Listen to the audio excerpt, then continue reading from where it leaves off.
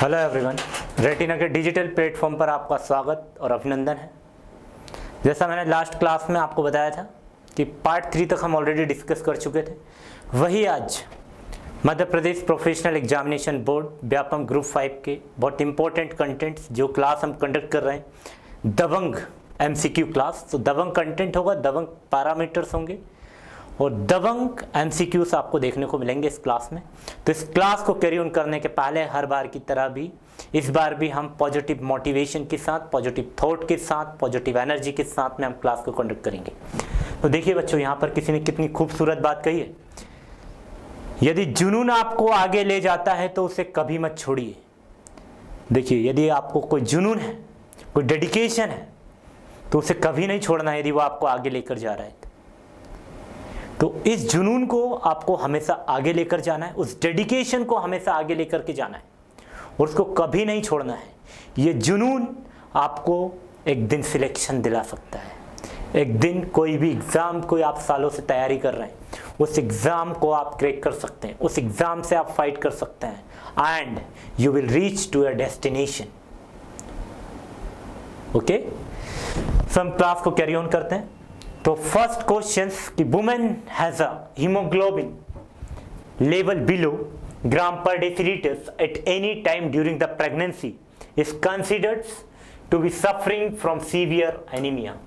तो बच्चों मैं यहाँ पे बता दूं कि यहाँ पर पूछा है कि हीमोग्लोबिन लेवल मतलब HB का लेवल जो है बच्चों वो यहाँ पर क्या है, कम है। तो जो आपके हीमोग्लोबिन का लेवल यहाँ पर कम है और यहाँ पे अभी डेज दिया है वो मैं बताऊंगा कि eight any time during pregnancy, यदि प्रेगनेंसी के टाइम पर यदि आपका टेस्ट किया जा रहा है और आपका हीमोग्लोबिन लेवल कम है, लो है और आप सफरिंग फ्रॉम एनीमिया। एनीमिया भी कौन सा बच्चों, सीवियर एनीमिया। तो मैं आपको बता दूं बच्चों कि यदि हम बात करें एनीमिया की, तो एनीमिया का मतलब होगा बच्चों डेफिशिएंसी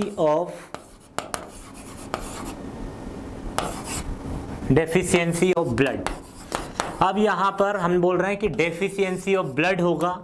अब बात करें deficiency of blood is called as anaemia.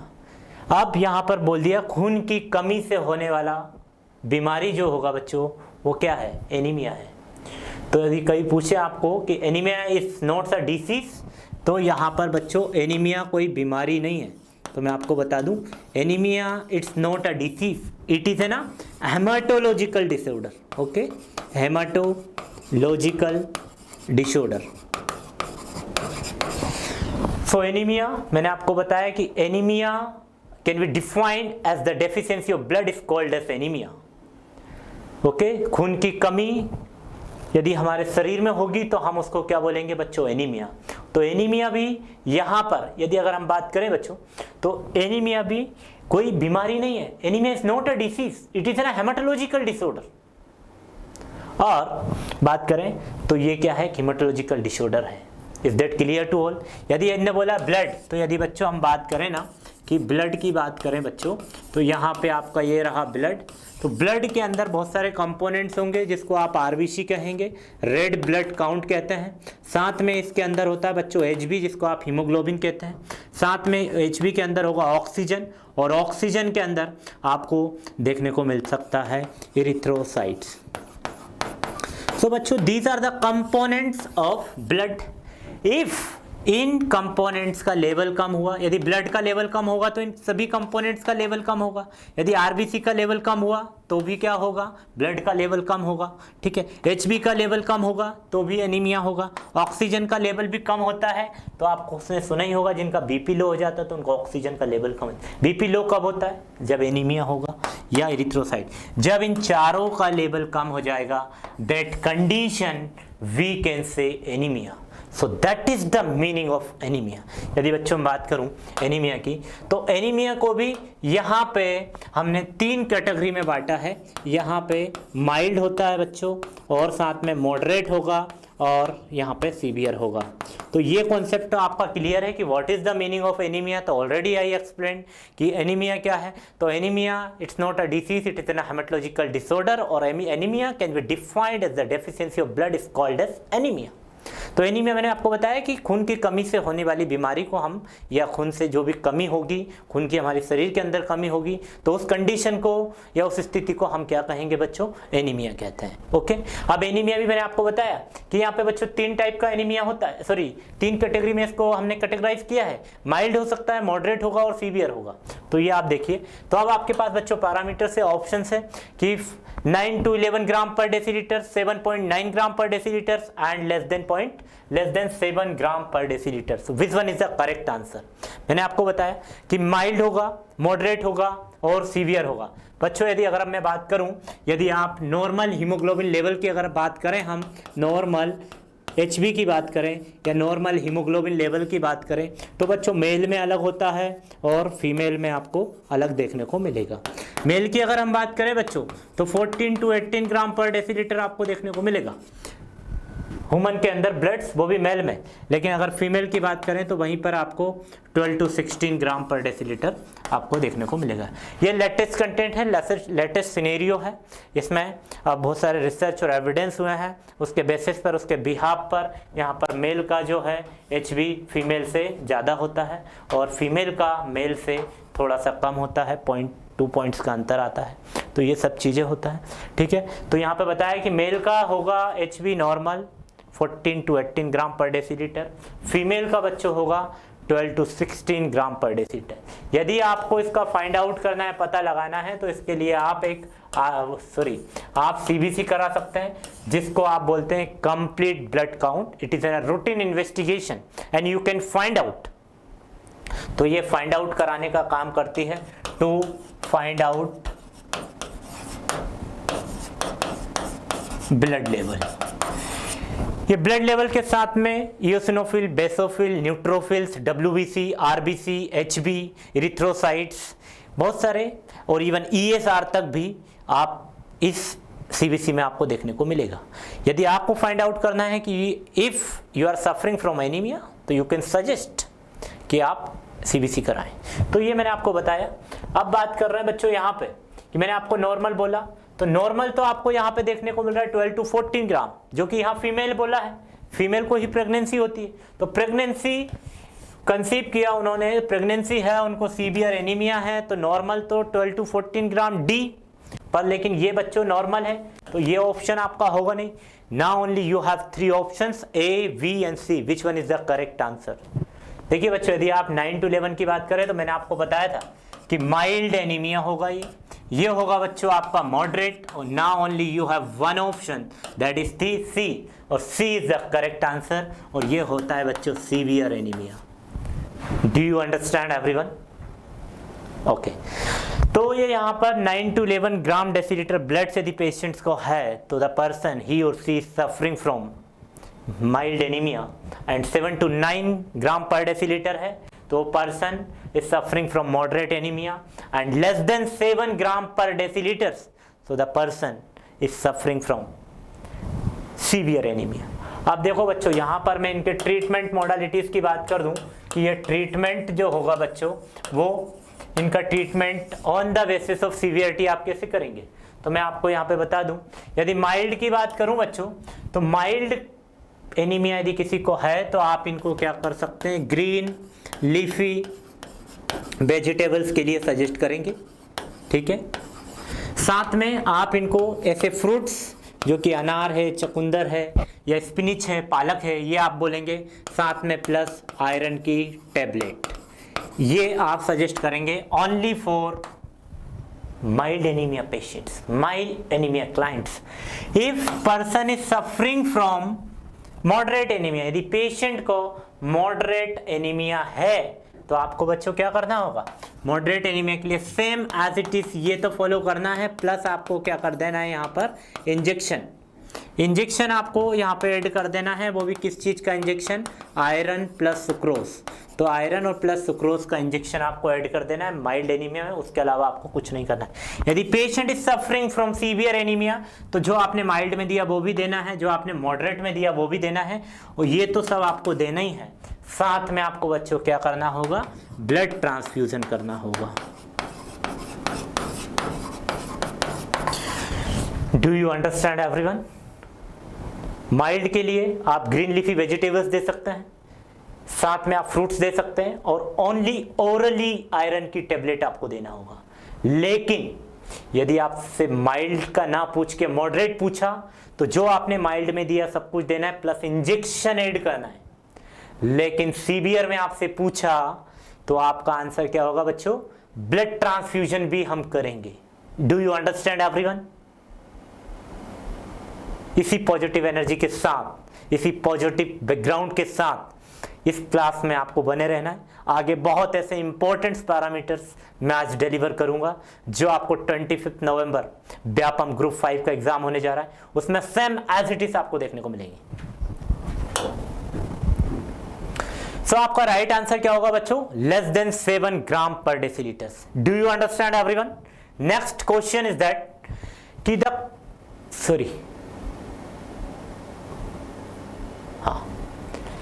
देखिए कितना इंपॉर्टेंट क्वेश्चन बच्चों। यहां पे द कैलोरी वैल्यू ऑफ 1 ग्राम। देखिए 1 ग्राम कैलोरी का वो ये पूछा है कि 1 ग्राम कैलोरी, 1 ग्राम फैट में कितना कैलोरी आपको देखने को मिलेगा। तो देखिए बच्चों यहां पे आपको 3-4 चीजें देखना पड़ता है। 1 ग्राम प्रोटीन के अंदर कितनी कैलोरी आपको देखने को मिलती है, 1 ग्राम फैट के अंदर कितनी कैलोरी आपको देखने को मिलेगी, और 1 ग्राम कार्बोहाइड्रेट में कितनी कैलोरी देखने को मिलेगी। इस CHO को आप कम्युनिटी हेल्थ ऑफिसर नहीं समझना है, CHO मींस कार्बोहाइड्रेट्स। तो ये आपके ऑप्शन बच्चों, ये option first one is 9 calorie आपको देखने को मिलेगा क्या, या फिर आपको 8 कैलोरी देखने को मिलेगा क्या, या फिर बच्चों आपको 6 कैलोरी देखने को मिलेगा, या फिर 4 कैलोरी आपको देखने को मिलेगा। बताइए which one is the correct answer कि आपको 1 ग्राम फैट में कितना कैलोरी मिलता है। तो ये बच्चों ये आपका 1 ग्राम तो 1 ग्राम आपने प्रोटीन ले ली तो आपको यहां पर कैलोरी कितना मिलेगा बताइए। या फिर 1 ग्राम ऑफ कार्बोहाइड्रेट, मैंने बताया ये कम्युनिटी हेल्थ ऑफिसर नहीं है, ये क्या है? कार्बोहाइड्रेट है। तो वो कितना होगा कैलोरी, और 1 ग्राम फैट। बिल्कुल 8 नहीं होगा, 6 भी नहीं होगा। Now you have only 2 options A and D. Which one is the correct answer? Give me answer fast. फिर नेक्स्ट क्वेश्चन को हम कैरी ऑन करते हैं। देखिए बच्चों ये 4 भी नहीं होगा and A is the right answer. अब मैं आपको बता दूं कितने ग्राम प्रोटीन में आपको कितना कैलोरी मिलता है, कितने में फैट में कितना मिलेगा, और कार्बोहाइड्रेट।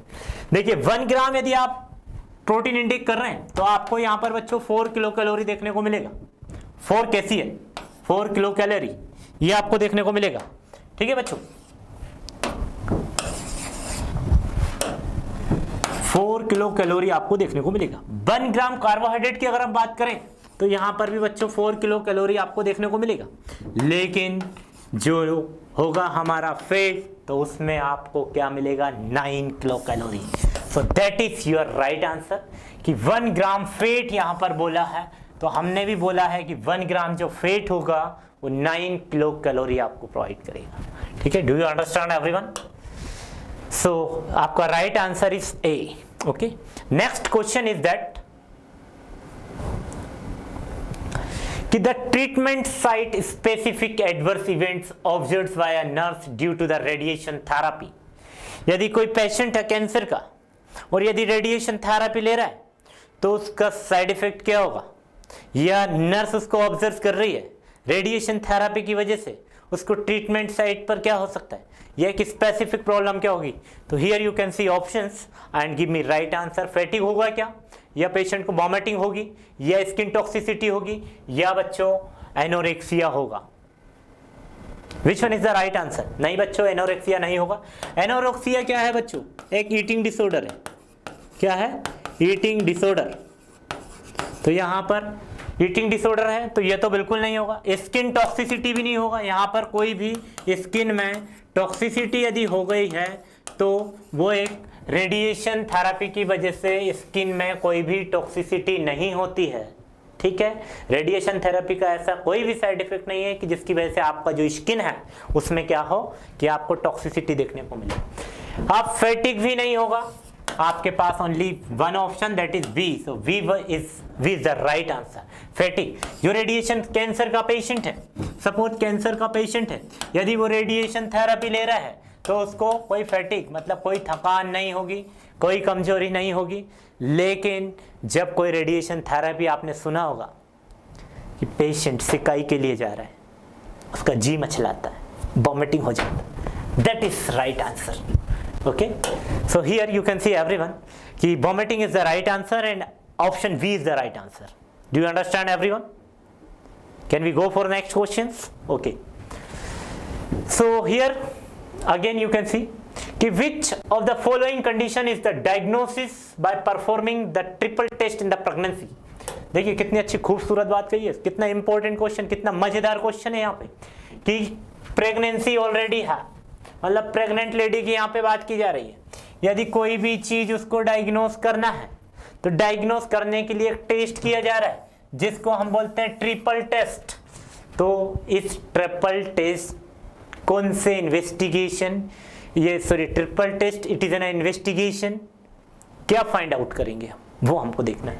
तो बताइए मुझे, I am giving options only. Sickle cell anaemia होगा क्या, या फिर प्रीक्लेम्सिया हो सकता है क्या, या थैलेसीमिया होगा, या फिर डाउन सिंड्रोम होगा, बताइए बच्चों। वेरी गुड, हेमाटोलॉजिकल डिसऑर्डर है बच्चों, वेरी गुड कि हेमाटोलॉजिकल डिसऑर्डर। तो यहां पर तो हेमाटोलॉजिकल डिसऑर्डर है, मतलब खून से कमी होने वाला रोग, that is sickle cell anaemia होगा। थैलेसीमिया भी क्या है, एक ब्लड डिसऑर्डर है। तो यहाँ पे आपके दो ऑप्शन तो बाहर हो गए कि थैलेसीमिया भी नहीं होगा और अपना सिकल सेल एनीमिया भी नहीं होगा। Now only you have two options B and D, which one is the correct answer? Please don't waste the time, we have to cover maximum questions. With the help of this question you can crack the MPPV group 5 Vyapam exam, ठीक है। तो यहाँ पर बच्चों pre-eclampsia pregnancy में होने वाला एक डिसऑर्डर है जो कि एक गायनोकोलॉजिकल प्रॉब्लम है, ये भी नहीं होगा। हमने क्या बोला किसको डायग्नोस करने के लिए, तो बच्चों ये डाउन सिंड्रोम को डायग्नोस यदि करना है तो आपको क्या करना होगा, एक ट्रिपल टेस्ट कराना होगा प्रेगनेंसी में। तो प्रेगनेंसी में यदि ट्रिपल टेस्ट यदि हम कर रहे हैं तो वो फाइंड आउट करता है कि डाउन सिंड्रोम को यदि डायग्नोस करना है तो आपको क्या कराना होगा, triple test to find out the Down syndrome. जो बच्चे डाउन सिंड्रोम, जिसको आप ट्राइसोमी 21 के नाम से भी जाना जाता है बच्चों, trisomy 21 is the another name of Down syndrome. तो we have to find out, इससे हम फाइंड आउट कर सकते हैं ट्रिपल टेस्ट से कि पर्सन डाउन सिंड्रोम है या नहीं। ओके, डाउन सिंड्रोम को ही हम ट्राइसोमी 21 कहते हैं और ट्राइसोमी 21 को ही हम क्या कहते हैं बच्चों, Down syndrome. Can we go for next questions? Good. तो यहां पर बच्चों आपका आंसर जो है D is the right answer. Okay, next questions. ICDS means, what is the meaning of ICDS? ICDS means क्या होगा बच्चों? यहां पे ICDS पूछा है, ICDS का फुल फॉर्म पूछा है, तो इंटरनेशनल चाइल्ड डेवलपमेंट स्कीम होगा क्या, या इंडियन चाइल्ड डेवलपमेंट स्कीम होगा क्या, या इंटीग्रेटेड चाइल्ड डेवलपमेंट स्कीम होगा, या फिर बच्चों यहां पर इनिशिएटेड चाइल्ड डेवलपमेंट स्कीम होगा? Which one is the correct answer? Give me right answer. देखिए बच्चों, यदि ICDS की बात करूं ना मैं यहाँ पे, तो ICDS लॉन्च हुआ था हमारे यहाँ पे 1975 में ICDS को लॉन्च किया था। यदि आपसे पूछते हैं कि ICDS लॉन्च्ड इन इंडिया, तो आपका आंसर क्या होगा? 1975। ओके, तो यहां पर देखिए ICDS पूछा है, तो इंटरनेशनल चाइल्ड डेवलपमेंट स्कीम होगा क्या? नहीं होगा। या इनिशिएटेड? नहीं होगा। A एंड D मैंने बाहर कर दिए। अब आपके पास में ओनली 2 ऑप्शन है, B and C। Which one is the correct answer? Give me answer fast. ना बच्चा, इंडियन चाइल्ड डेवलपमेंट स्कीम नहीं होता, ये होगा आपका इंटीग्रेटेड चाइल्ड डेवलपमेंट स्कीम। ये हमारे चाइल्ड को डेवलप करने के लिए या उसके डेवलपमेंट के लिए एक इंटीग्रेटेड स्कीम है। यदि इसमें बच्चा बीमार पड़ जाता है या ऐसी कुछ भी प्रॉब्लम होती है तो यहाँ पर गवर्नमेंट ने इसको यदि लॉन्च किया बच्चों, तो आपके पास में आंसर होना चाहिए 1975। इसको लॉन्च किसने किया? तो इसको किया बच्चों government of India and ministry of health and family welfare ने लॉन्च किया। कब किया? इन द ईयर 1975 में किया। इसमें भी कुछ कोड होते हैं, ब्लू होते हैं, पिंक होते हैं, ग्रीन होते हैं, येलो होते हैं। तो वो सेग्रीगेट करते हैं पेशेंट्स को, वहाँ पर फाइंड आउट करते हैं कि हम उसको सेग्रीगेट कर सकते हैं कि ये पर्सन सीवियर है, ये आप अभी इसको मतलब अभी थोड़ी देर बाद ट्रीटमेंट दे सकते हैं, ये फिर अर्जेंट नीड पर है। तो ऐसे करके हम उसको कलर कोडिंग भी इसमें दी गई है। तो आपको बस अभी इसमें इतना याद रखना है कि ICDS का फुल फॉर्म पूछे तो आपके पास आंसर होना चाहिए इंटीग्रेटेड चाइल्ड डेवलपमेंट स्कीम। और कब लॉन्च हुई? तो 1975 में। ओके, तो आपका answer B is the right answer, sorry C is the right answer. And next question बच्चों, the rate of drug absorption is greatest in the. अब आप यहां पर जो भी आप मेडिसिन ले रहे हैं, जो भी आप tablet, syrup, whatever it is you are eating, जो भी आप ले रहे हैं, तो उसका मैक्सिमम एब्जॉर्प्शन कहां पर आपको देखने को मिलेगा? तो ये आपका ऑप्शन है बच्चों कि लार्ज इंटेस्टाइन में होगा क्या बच्चों, या स्टमक में होगा, या गॉल ब्लैडर में होगा, या फिर स्मॉल इंटेस्टाइन में होगा। बताइए which one is the right answer बच्चों? Give me answer fast. कि आप यदि कोई मेडिसिन ले रहे हैं या फिर आप कुछ भी खा रहे हैं, सायरप ले रहे हैं, टेबलेट ले रहे हैं, कुछ भी कैप्सूल्स ले रहे हैं, तो उसका मैक्सिमम एब्जॉर्प्शन आपकी बॉडी में कहां पर होगा? नहीं, लार्ज इंटेस्टाइन में बच्चों मैं आपको बता दूं नहीं होगा। बहुत सारे कह रहे हैं कि स्टमक में होगा, बिल्कुल नहीं होगा। Now only you have two options C and D, which one is the correct? So बच्चों इसमें भी नहीं होगा, तो आपका जो आंसर होगा small intestine. So in small intestine में सबसे ज़्यादा आपके ड्रग का एब्जॉर्प्शन और आपका फूड का मैक्सिमम यदि एब्जॉर्प्शन होता है तो वो स्मॉल इंटेस्टाइन में होता है। तो यदि लार्ज इंटेस्टाइन की बात करें तो बच्चों यहाँ पर कोई सोडियम या फिर साथ में आपका वाटर का रीएब्जॉर्प्शन होता है, या वाटर का एब्जॉर्प्शन आपको देखने को मिलेगा कि वाटर का maximum absorption of the water in large intestine. तो आपका वाटर का जो एब्जॉर्प्शन होगा वो बच्चों लार्ज इंटेस्टाइन में होगा। लेकिन यहाँ पर अगर हम बात करें स्टमक में, तो स्टमक में आपका जो फूड है तो फूड का भी पार्शियल एब्जॉर्प्शन होता है। पार्शियल एब्जॉर्प्शन में भी किसका होता है बच्चों? यहाँ पे प्रोटीन का होता है। ओके, जो प्रोटीन लेंगे आप उसका पार्शियल मतलब आधा एब्जॉर्प्शन कहाँ पर होगा? स्टमक में होगा। गॉल ब्लैडर की अगर हम बात करें तो बच्चों गॉल ब्लैडर का काम क्या होगा? यहाँ पे गॉल ब्लैडर का काम होता है बच्चों बाइल को स्टोर करके रखना। ठीक है, बाइल को स्टोर करके रखता है हमारा गॉल ब्लैडर। एक दिन में जो हमारा लिवर होता है 1500 से लेके 2000 ml तक बाइल सिक्रिएट करने का काम करता है। बाइल सिक्रेट करने का काम करता है कौन करता है? लीवर। अब इसको स्टोर करने का काम जो करता है बच्चों वो हमारा कौन करेगा? Gall bladder. तो ये भी ऑप्शन नहीं होगा। लेकिन स्मॉल इंटेस्टाइन की अगर हम बात करें तो इसमें बच्चों maximum absorption of food, maximum absorption of food आपको जो मिलेगा, या फिर जो ड्रग्स भी सबसे ज़्यादा यदि आप जो भी खा रहे हैं यहाँ पे तो आपका मैक्सिमम एब्जॉर्प्शन ऑफ फूड या ड्रग जो कि स्मॉल इंटेस्टाइन में आपको देखने को मिलेगा। तो यदि आपसे कभी कोई पूछता है कि मैक्सिमम फूड का एब्जॉर्प्शन कहाँ होता है तो आपका आंसर क्या होगा? Small intestine. यदि आपसे पूछते हैं ड्रग का, कोई भी टेबलेट का, किसी भी मेडिसिन का, किसी भी चीज़ का फूड का मैक्सिमम यदि एब्जॉर्प्शन या ग्रेटेस्ट एब्जॉर्प्शन कहाँ होगा तो आपका आंसर बच्चों क्या होना चाहिए? Small intestine. Do you understand everyone? देखो बच्चों मैं बता दूं आपको, पहली चीज ये आपका क्या है? इसोफेगस है, और ये आपका हो गया बच्चों स्टमक। ठीक है, ये आपका स्टमक, ये हो गया आपका डिओडिनम, ये हो गया बच्चों आपका जेजुनम, और ये हो गया बच्चों आपका इलियम। ठीक है, तो ये तो बच्चों आपका रहा स्टमक, ये हो गया बच्चों आपका डिओडिनम,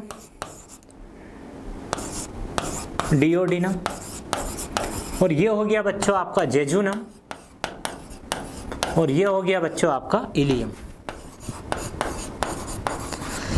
तो यहाँ पर मैंने आपको बताया कि स्टमक में ओनली पार्शियल फूड का एब्जॉर्प्शन होगा, वो भी सबसे ज्यादा किसका होगा, प्रोटीन का होगा। बचा हुआ फूड क्या होगा बच्चों, यहाँ से जैसे निकलता है तो यहाँ से डिओडिनम स्टार्ट हो गया।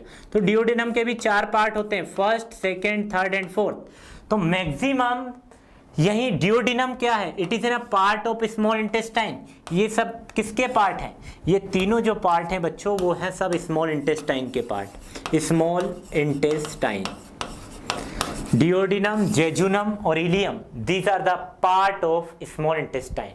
तो जैसे ये इंसर्ट करता है तो फर्स्ट पार्ट में से यहाँ पर क्या हो सकता है, आपस जो भी आप ड्रग ले रहे हैं या कोई फूड ले रहे हैं तो उसका एब्जॉर्प्शन स्टार्ट होने लग जाता है। तो ऑलमोस्ट डिओडिनम में यहाँ तक हो जाता है, तो डिओडिनम में हो जाता है। लेकिन इनकेस कभी कभी डिओडिनम में नहीं हुआ तो वो कहाँ चला जाता है, जेजुनम में।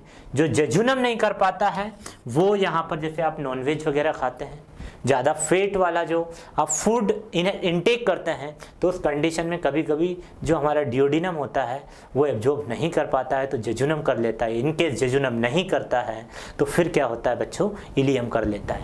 अब इलियम करने के बाद जो भी आपका बेस्ट मटेरियल होता है बच्चों, ये क्या होता है, यहाँ से आपके लार्ज इंटेस्टाइन में आ जाता है। लार्ज इंटेस्टाइन में आकर के यहाँ पे पूरे, यहाँ पे असेंडिंग कॉलोन, फिर ट्रांसवर्स कॉलोन, डिसेंडिंग कॉलोन और सिग्मोइड कॉलोन के थ्रू, और ये क्या होगा बच्चों, एनस के थ्रू यहाँ से क्या हो जाता है, एग्जिट हो जाता है। So this is the process of food intake and exit. Do you understand everyone? बस आप मेरे साथ बने रहिए, ऐसे बहुत मस्त और बहुत इंपॉर्टेंट कंटेंट आपके सामने डिलीवर करूंगा। जस्ट आपको wait and watch. Do you understand everyone? Okay. तो आपका राइट आंसर क्या है बच्चों, स्मॉल इंटेस्टाइन। नेक्स्ट क्वेश्चन आप देखिए, विच of the following is not a function of budgeting. अब देखिए आप यहाँ पे नर्सिंग मैनेजमेंट का क्वेश्चन पूछा है, ये लास्ट टाइम भी आप हमने पूछा था कि यहाँ पर यदि आप किसी प्रकार के लिए बजट कर रहे हैं, तो बजट यदि आप कर रहे हैं तो इसमें से बजटिंग का फंक्शन कौन सा नहीं है। आप जैसे सपोज आप घर बना रहे हैं, शादी कर रहे हैं, या आप पढ़ाई बच्चों की नर्सिंग करा रहे हैं, कुछ भी कर रहे हैं, या आप खुद नर्सिंग कर रहे हैं, तो उसके लिए अपने को एक बजट प्रिपेयर करना पड़ता है। तो वही budget, it is an a process. Budget क्या है, एक ऐसी प्रोसेस है जिसमें हम पूरा बजट का मेंटेन करते हैं कि हमको इतना कॉलेज में देना है, इतना हमारी पढ़ाई पर लगाना है, इतना क्लिनिकल आने जाने में लगाना है, इतना रूम रेंट देना है, what ever, all these things will comes under the budgeting. Okay, तो वही मैंने पूछा है कि विच of the following is not a function of budgeting, मतलब बजट का इनमें से कौन सा फंक्शन नहीं है। तो पहला मोटिवेशन नहीं है क्या, क्या कंट्रोलिंग नहीं है क्या, या डिसीजन मेकिंग नहीं है क्या, या प्लानिंग नहीं है क्या। Tell me which one is the right answer. देखिए जब भी हम बजट करते हैं तो बच्चों कंट्रोल में रह के ही चलेंगे। सपोज हमने 1 लाख का बजट बनाया और डेली यदि हम कार से कहीं जा रहे हैं तो उसमें हमको फीस भी देना है, रूम रेंट भी पे करना है, हमारा फूड का भी करना है, तो इट इज पॉसिबल? नो। तो ये क्या होगा, कंट्रोल तो होगा बजट का फंक्शन। देन हमको डिसीजन लेना ही होगा कि हमको करना क्या है एक्चुअल 1 लाख रुपए का, वॉट एवर जो भी आप ले रहे हैं, तो वो डिसीजन भी होगा। साथ में प्लानिंग, प्लानिंग तो पहले से करना पड़ता है जो भी हम करते हैं, तो प्लानिंग से it is N first step for doing anything. तो आप कुछ भी करने जा रहे हैं तो प्लान बहुत इंपॉर्टेंट रोल प्ले करता है। Without plan we can't to do anything. Without plan हम कुछ नहीं कर सकते बच्चे, प्लान ही सब कुछ है, बिना प्लान के हम कहीं नहीं जाते। यदि आप कहीं भी घूमने जा रहे हैं, सबसे पहले आप पहले बोलेंगे आज हमको यहाँ चलना है घूमने, पहले से प्लान हो जाता है। तो planning is very important, planning is in a first और इनिशियल स्टेप फॉर बजटिंग। तो आपका राइट आंसर बच्चों यहाँ पे क्या रहने वाला है, मोटिवेशन। तो यहाँ पर मोटिवेशन, सॉरी यहाँ पे कुछ इशू है तो ये आपको ए कर लीजिएगा आप इसको, है ना।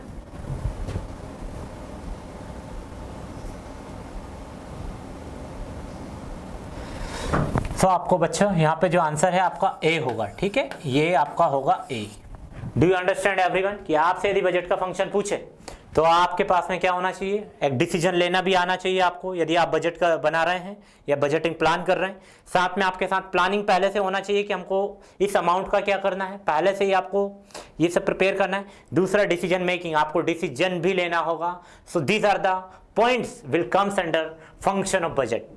और ओनली वन ही कोरिलेट नहीं हो रहा, मोटिवेशन। मोटिवेशन करने से कुछ नहीं होगा, बजट का फंक्शन नहीं है, ठीक है। So then next question is that in children which disease occur due to the protein deficiency. अब यहां पर पूछा है कि बच्चे में यहां पर बच्चों, यदि कोई बच्चा है, चिल्ड्रन है, लेकिन यदि उसमें प्रोटीन की डेफिशिएंसी से क्या होगा, ऐसी कौन सी बीमारी है जो बच्चों में प्रोटीन की कमी से होती है, या प्रोटीन से कमी होने वाला रोग कौन सा होगा बच्चों, बताइए। बच्चों में अधिकतर प्रोटीन से होने वाली कमी को हम क्या बोलेंगे, बताइए आंसर।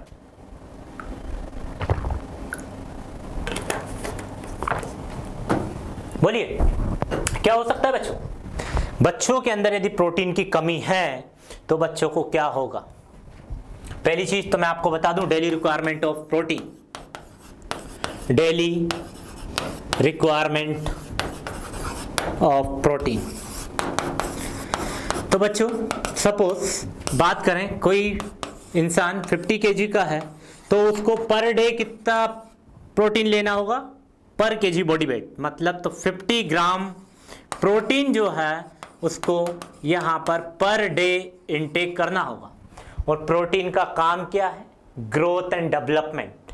तो प्रोटीन के फंक्शन में यदि मैं आपको बता दूं कि प्रोटीन का काम क्या होगा बच्चों, तो प्रोटीन का काम होता है यहाँ पर ग्रोथ कराने का काम, आपकी बॉडी के अंदर डेवलपमेंट का काम, ठीक है, साथ में कोई भी टिश्यू या सेल को रिपेयर करने का काम। ये सब क्या है, these are the function of the protein. आपने सुना होगा जितने भी लोग जिम जा रहे हैं या कोई वर्कआउट कर रहे हैं, प्रोटीन लेते हैं। क्यों लेते हैं, अपनी मसल्स का साइज बढ़ाने के लिए। सो दैट इज मेन पॉइंट्स। तो हमने वही कहा है कि यहाँ पर ग्रोथ एंड डेवलपमेंट्स के लिए होगा, कोई भी टिश्यू, कोई भी सेल्स को रिपेयर करने के लिए होगा। कभी कोई इंजरी हो जाती है तो उसमें भी प्रोटीन एक इंपॉर्टेंट रोल प्ले करता है। तो यदि प्रोटीन की कमी हुई तो बच्चों में यदि कमी होगी तो उसको हम क्या बोलेंगे, वही मैं पूछ रहा हूं बच्चों आपसे। तो आपके पास ऑप्शन है बच्चों, फर्स्ट मरासमस होगा क्या बच्चों, या फिर क्वासियोरकर होगा, या फिर बच्चों बेरी होगा, या फिर बच्चों स्कर्वी होगा। बताइए which one is the correct answer.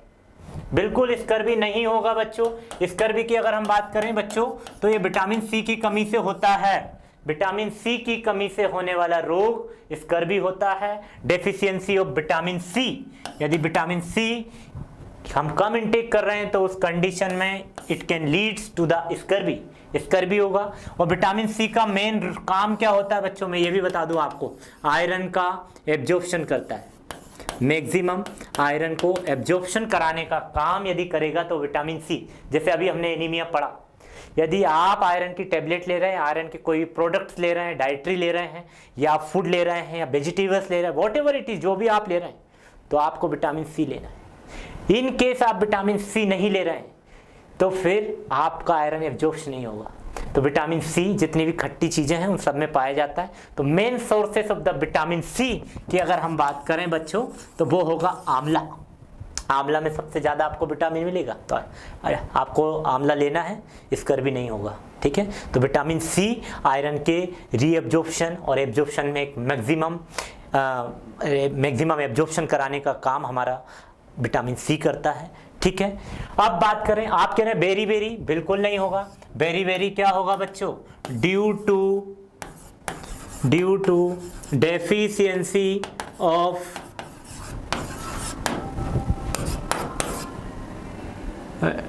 Due to deficiency of thiamine. अब इसका थायमिन नाम है, ये थायमिन की कमी से होने वाला रोग है बच्चों बेरी। मैं अभी आगे बताऊंगा बेरी कितने टाइप्स का होता है, ठीक है। मरासमस भी नहीं होगा। अब आपके पास ओनली डी ऑप्शन है, क्वासियोरकर किसकी वजह से होता है बच्चों, ये होगा आपको डेफिशिएंसी ऑफ प्रोटीन की कमी से होने वाला रोग है, जिसको आप क्या बोलेंगे बच्चों, यहाँ पर क्वासियोरकर। मरासमस की बात करें तो ये बच्चों होता है डेफिशिएंसी ऑफ कैलोरी। यदि आपसे पूछें तो मैंने आपसे कहा था, आया ना मजा, मैंने आपसे कहा था क्लास स्टार्ट करने के पहले एक एमसीक्यूज के अंदर मैं आपको 7 से 8 आंसर दूंगा। यहां पर पूछा बच्चों में यदि प्रोटीन की कमी हुई तो कौन सी डिसीज होगी, तो ये आपका क्वासियोरकर होगा। यदि बच्चों में मरासमस की कमी को, सॉरी कैलोरी की कमी को हम क्या बोलेंगे, मरासमस बोलेंगे। लेकिन थायमिन की कमी हुई तो बेरी बोलेंगे, और स्कर्वी की यदि कमी हुई तो हम क्या बोलेंगे बच्चों, विटामिन सी की कमी से स्कर्वी होगा। तो आपका राइट आंसर बच्चों B is the right answer, kwashiorkor. तो kwashiorkor can leads to the protein deficiency, because deficiency of protein deficiency, protein की डेफिशिएंसी से यदि होगा तो वो हमारा क्या होगा, क्वासियोरकर होगा। अब बच्चों बता दूं कि बेरी की हमने बोला, तो बेरी क्या होगा, थायमिन की कमी से होता है। अब हम बात कर लें बच्चों यहाँ पे कि बेरी किसके कोष से होता है, तो विटामिन B1, जो विटामिन B1 होता है बच्चों उसकी कमी से होता है। और विटामिन B1 का ही दूसरा नाम यहाँ पर क्या बोला मैंने, थायमिन। सो थायमिन की कमी से होने वाले रोग को हम बच्चों बेरी कहते हैं। और बेरी भी यहाँ पे बच्चों 2 टाइप्स का होता है। एक जो बेरी होगा यहाँ पे वो होगा वेट बेरी। देखिए मैंने बोला यहाँ पे 2 टाइप्स का होगा। 2 टाइप्स में भी हमने बोला एक वेट बेरी होगा। वेट बेरी क्या करेगा, अफेक्ट हार्ट, सर्कुलेटरी सिस्टम और cardiac system in extreme cases can cause the heart failures. तो और सेकंड होगा बच्चों ड्राई बेरी।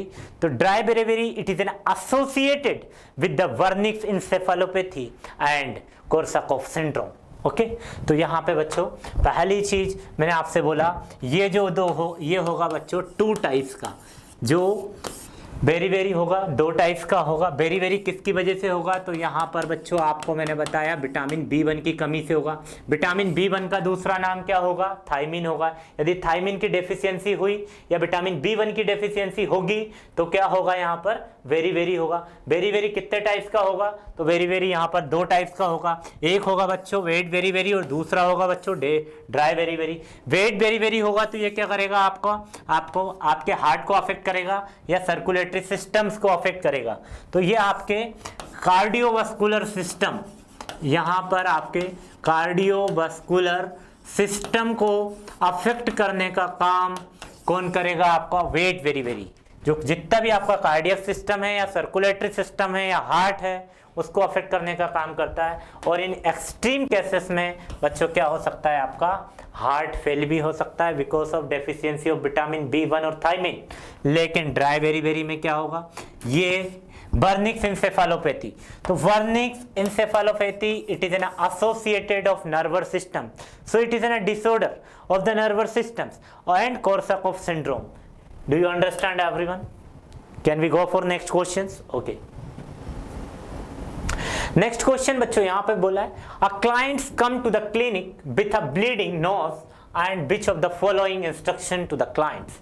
अब यहाँ पे बोला बच्चों कि जो यहाँ पर क्लाइंट्स हैं, क्लाइंट्स यहाँ पर क्लिनिक पर आ रहा है, ब्लीडिंग नोज है। यदि मैं बात करूं ब्लीडिंग नोज को बच्चों यहाँ पर इपीटेक्सिस भी हम कहते हैं, इपीटेक्सिस के नाम से हम जानते हैं ब्लीडिंग नोज। यदि कोई भी पेशेंट यदि आपके क्लिनिक में आया है या कोई हॉस्पिटल या ओपीडी में दिखाने आया है और यदि उसको नोज से ब्लीड हो रहा है जिसको हम एपिटेक्सिस बोलते हैं, तो यहाँ पर डियर नर्स का क्या ऑप्शंस होगा या क्या इंस्ट्रक्शंस हमारी डियर नर्स देगी, तो वो आप देखिएगा। आपके पास 4 ऑप्शंस होंगे। Sit up with your head tilted forward, क्या वो आपका हेड टिल्ट करेगी फॉरवर्ड, या फिर grasp the soft part of your pinch of your nose firmly between your thumb and finger, 4 finger, क्या थंब से और 4 फिंगर से उस नोज को ऐसा करेगी क्या, या फिर आप देखिए lay down and till your head backwards, या उसको हम ले डाउन करने के लिए बोलेंगे, जो भी आपका grasp the end of your nose between the fingers ये करने के लिए कहेंगे, या फिर sit up and lean backward, हम क्या उसको बैठने के लिए बोलेंगे और बॉडी लीन करने के लिए बोलेंगे, या उसके पीछे से हम उसके साइड से नोज पर हम प्रेशर पुट करेंगे क्या, या फिर हम पेशेंट्स को ले डाउन करने के लिए बोलेंगे और हेड को हम वन साइड करने के लिए बोलेंगे और साइड लाइन पोजीशन देंगे क्या। तो विच one is the right answer? देखिए Only you have 4 options. Which one is the correct answer बच्चों?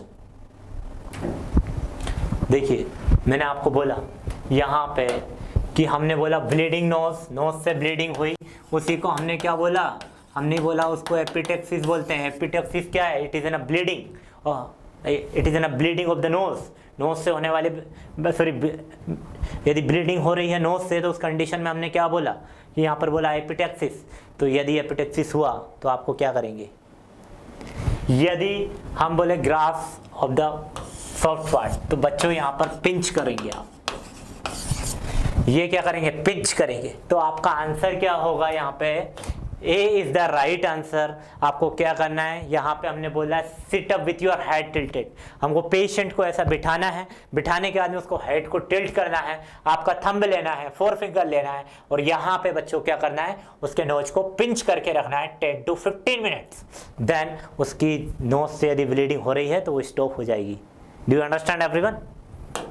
ओके, नेक्स्ट क्वेश्चन बच्चों, mania is characterized by, it is in a psychiatric illness, mania it is in a characterized by mania।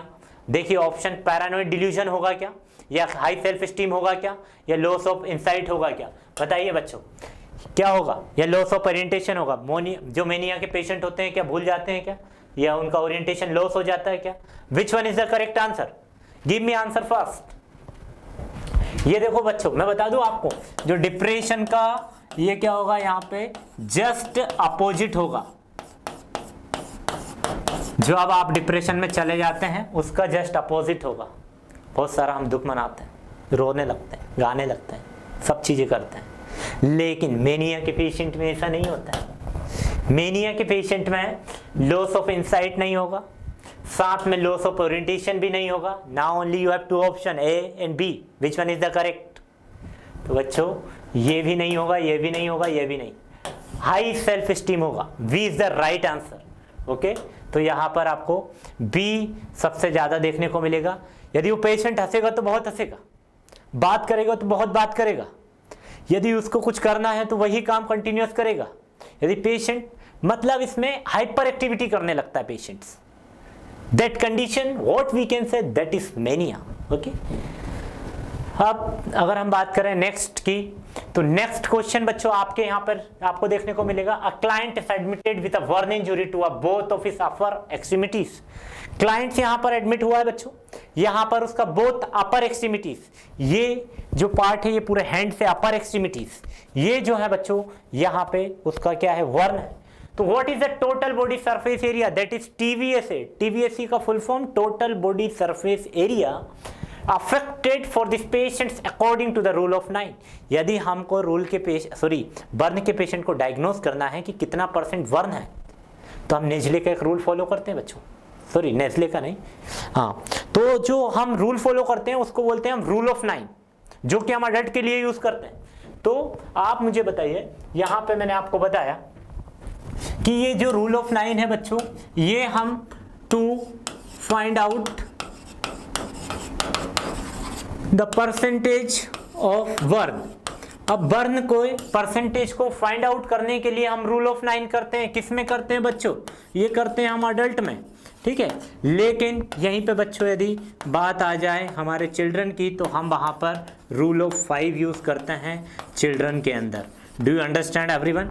Rule of 5 हम किस में करेंगे, children's के लिए, लेकिन rule of 9 हम करते हैं बच्चों अडल्ट के लिए। सिर्फ हम बर्न का परसेंटेज पता लगाते हैं कि कितना परसेंट हमारा जो पेशेंट है वो जला हुआ है। तो आप मुझे बताइए, या फिर पेशेंट 5% जला हुआ होगा कि अपर एक्सट्रीमिटीज में, या फिर 9% है, या फिर 18% है, या फिर पेशेंट 36% है। विच one is the right answer? ये आपका हेड है बच्चों, ये आपका नेक है, ये अपर पार्ट ट्रंक है, ये आपके हेड है, ये हेड है आपके, ठीक है। अब ये आपके हेड है, बताइए मुझे। यहां पर आपका 4.5% होगा एंटीरियर। मैं बता दूं आपको, यहाँ पे एक और हिंट दे देता हूं, ये 4.5 होगा, ये 4.5 होगा, 4.5 लोअर होगा, लोअर अपर एक्सट्रीमिटीज, ये 4.5 होगा। तो ये आपका एंटीरियर का, सॉरी ये आपका एंटीरियर हो गया। ऐसे ही आपका ये पोस्टीरियर 4.5 होगा, ये पोस्टीरियर 4.5 होगा, ये भी 4.5 होगा, ये भी 4.5। अब मुझे बताइए कितना होगा? Very good. 18, देखिए 4.5 एंटीरियर एंड पोस्टीरियर को मिला के कितना हो गया हमारे राइट हैंड का 9, और 9 ही यहाँ पर ये हो गया। दोनों को जब हमने मिलाया तो यहाँ पर बच्चों क्या आंसर हो गया 18। तो ये आपका 18 आंसर। मतलब यदि कोई पेशेंट बर्न है, उसका टोटल बॉडी सरफेस एरिया पता लगाना है कि कितना परसेंटेज बर्न है उसकी अपर एक्सट्रीमिटीज, तो आप रूल ऑफ 9 के थ्रू पता लगाएंगे, और जो आपका उसका अपर एक्सट्रीमिटी से बच्चों वो क्या करेंगे फाइंड आउट कर लेंगे कितना परसेंट बर्न है। तो ये है कितना आपका 4.5, लेकिन पोस्टीरियर से भी 4.5 और ये भी पोस्टीरियर से 4.5, दैट इज 18%। तो 18 is the right answer. Do you understand everyone? So next question को हम कैरी ऑन कर रहे हैं बच्चों यहाँ पे। तो फिजिशियन ऑर्डर है, physician order as well as nasal suction to a client, you will do suction first. क्या करेंगे बच्चों?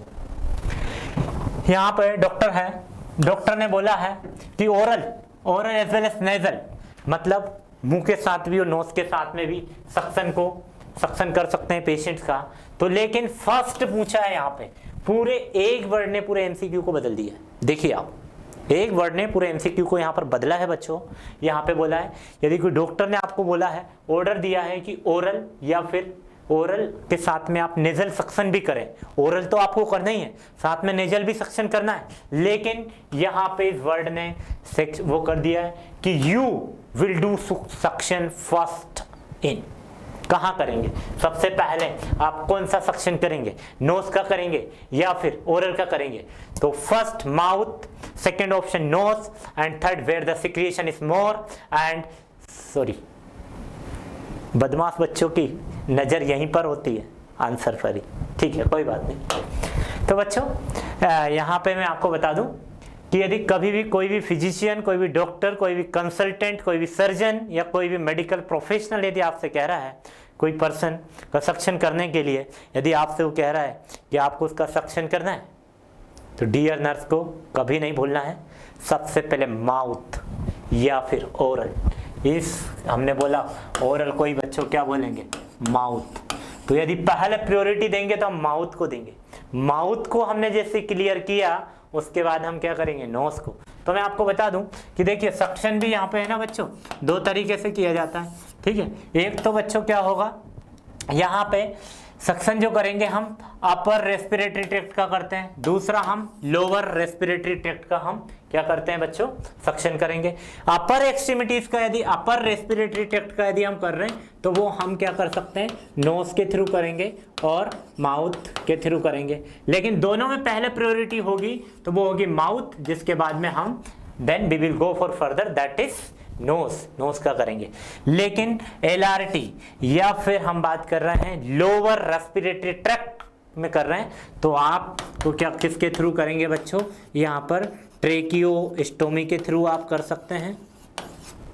ठीक है, और आप क्या कर सकते हैं? इंट्यूबेशन के थ्रू भी आप यहाँ पर लोअर रेस्पिरेटरी ट्रैक्ट का आप सक्शन कर सकते हैं। Okay, do you understand everyone?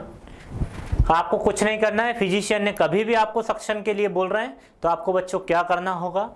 यदि उसने नोज का भी बोला आपसे सक्शन करने के लिए और माउथ का भी बोला, तो that is your prime responsibility. First of all you have to do orally, mouth का करना है, ओरल का करना है, देन आपको कहाँ जाना है? नोज पर। फिर मैंने आपको दो बताए कि सक्शन भी यहाँ पर अपर रेस्पिरेटरी ट्रैक्ट का भी होगा। अपर रेस्पिरेटरी ट्रैक्ट में आपके नोज और माउथ आते हैं, तो इसमें नोज का सबसे पहले आप माउथ का करते हैं, देन नोज का करते हैं। ठीक है, उसके बाद में यदि हम लोअर की बात करें, लोअर रेस्पिरेटरी ट्रैक्ट की, तो उसमें आप ट्रेकियोस्टोमी के थ्रू कर सकते हैं, इंट्यूबेशन के थ्रू कर सकते हैं। Okay, next question. तो आपका answer A is the right answer. Next one is during blood transfusions therapy patient develop buzzing sound or musical sound and her skin become flushed with hives, these are the characteristics of। देखिए blood, patient को blood transfuse हो रहा है, blood लगाया जा रहा है, कोई सीवियर एनीमिया रहा होगा या कोई एक्सीडेंट या ट्रॉमा रहा होगा, इंजुरी हुई होगी, तो पेशेंट को यहाँ पर ब्लड ट्रांसफ्यूजन किया जा रहा है। तो यहाँ पर ब्लड ट्रांसफ्यूजन थेरेपी दी जा रही है, तो पेशेंट को डेवलप हो गया यहाँ पर देखिए बच्चों musical sound, sorry Beijing sound, Beijing sound को ही हम बच्चों कहते हैं यहाँ पे म्यूजिकल साउंड, म्यूजिकल साउंड को ही हम बोलेंगे यहाँ पर बीजिंग साउंड। बीजिंग साउंड यदि हुआ और उसकी स्किन यदि फ्लश्ड हो रही है, साथ में हाइट्स हो रही है, तो क्या कैरेक्टरिस्टिक्स होगा आप समझ जाइएगा। आप हीमोलाइटिक रिएक्शन होगा क्या बच्चों, या एलर्जिक रिएक्शन होगा, या फिर ट्रांसफ्यूजन रिएक्शन होगा, या फिर थ्रोम्बोटिक क्राइसिस होगा। Which one is the correct answer? बिल्कुल नहीं होगा, थ्रोम्बोलाइटिक भी नहीं होगा। Now you have only two options B and C. Which one is the correct answer? Give me answer fast. B and C, B and C, which one is the correct?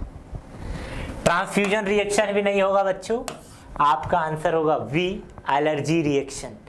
क्या होगा? जब उसकी body के अंदर हमने blood insert किया, blood administer किया, तो पेशेंट को क्या हो जाएगा? वहाँ पर एलर्जी हो जाएगी, तो वो क्या होगा बच्चों? Allergy reaction. अब कभी यदि आपसे पूछते हैं एलर्जी रिएक्शन में कौन सी हाइपर सेंसिटिविटी होगा, तो हाइपर सेंसिटिविटी, हाइपर सेंसिटिविटी होता है। हाइपर सेंसिटिविटी हुई तो हाइपर सेंसिटिविटी भी बाबा बेटा ये फर्स्ट होगा, ठीक है, because of hyper sensitivity first है, इसलिए ही उसको एलर्जिक रिएक्शन हुआ। सबसे ज्यादा ये आपको देखने को मिलेगा अस्थमेटिक पेशेंट्स में। अस्थमेटिक जितने भी पेशेंट होते हैं, अस्थमा इसका बेस्ट एग्जांपल है। मोस्ट कॉमन उनके अंदर में एलर्जी रिएक्शन देखने को मिलता है अस्थमा में। यदि अस्थमा आपसे पूछते हैं तो भी आपका आंसर क्या होगा? कौन सी हाइपर सेंसिटिविटी में जाएगा? ये आपका आंसर होना चाहिए बच्चों, हाइपर सेंसिटिविटी फर्स्ट। ओके बच्चों, आज की क्लास यहीं तक, फिर हम मिलते हैं पार्ट 5 में। तब तक के लिए नमस्कार, जय हिंद, जय भारत।